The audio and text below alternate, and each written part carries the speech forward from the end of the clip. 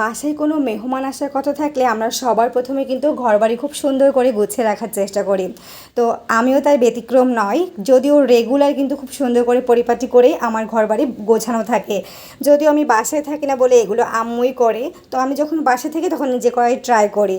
তো এই তো আজকে আমার ফ্রেন্ডস আসার কথা ছিল, ও ঢাকা থেকে যশোর এসেছে বলে ওকে আমি ইনভাইট করেছি। তো ও দুপুরে আগ দিয়ে চলে আসবে। তো আমি সকালে ঘুম থেকে উঠেই প্রথমে আমি আমার রুমটা খুব সুন্দর করে গুছিয়ে নিলাম। এরপরে আমি ব্রেকফাস্ট করতে চলে গেলাম। তো এই যে আমি হালকা পাতলা ব্রেকফাস্ট করলাম, ব্রেকফাস্টের পর কিন্তু আমি একবারে লাঞ্চ করি এবং এর মিডে কিন্তু কিছু ফ্রুট খাই। তো আমাদের বাসা সবাই সেম। তো এই যে হচ্ছে আব্বু কিছু ফ্রুট নিয়ে এবং লাঞ্চ নিয়ে চলে যাবে তো অফিসে। তো এই জন্য হচ্ছে আব্বুর জন্য আমি এই যে ফ্রুট এখানে কেটে নিচ্ছি খুব সুন্দর করে।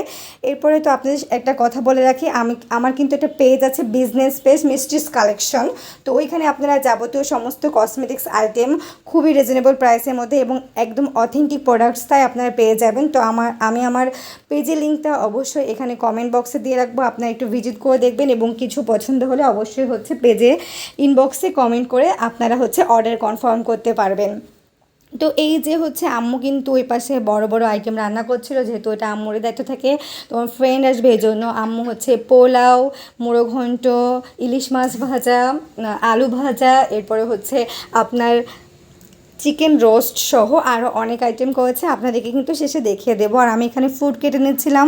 আব্বুকে টিফিন দেওয়ার পরে হচ্ছে আমি আব্বু যেহেতু চলে গেল, এরপরে হচ্ছে আমি আম্মুর জন্য কিছু ফ্রুট কেটে নিচ্ছিলাম এবং আমার ফ্রেন্ডও যেহেতু চলে আসবে তার জন্য কিছু ফ্রুট কেটে রেডি করতেছিলাম আগে থেকেই।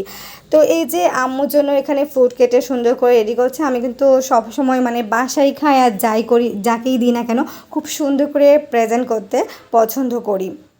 তো এই যে এখানে খুব সুন্দর করে হচ্ছে ফুডগুলো কেটে নিচ্ছিলাম।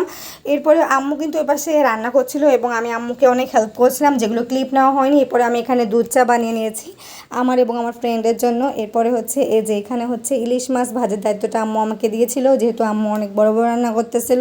তো এই যে আমি এখানে সুন্দর করে ইলিশ মাছ ভাজতে ভাজতে আমার ফ্রেন্ড চলে আসলো, তো ওকে খুবই হালকা পাতলা নাস্তা দিয়েছি, যেহেতু ও বেশি নাস্তা খেলে হচ্ছে ভাত খেতে পারবে না। তো এই যে এরপরে হচ্ছে এখানে ভাতের আইটেমেই সব কিছু, এই যে আমরা লাঞ্চ করতে বসে গেলাম। তো আজকে আমরা খেতে খেতে বিদায় নিলাম।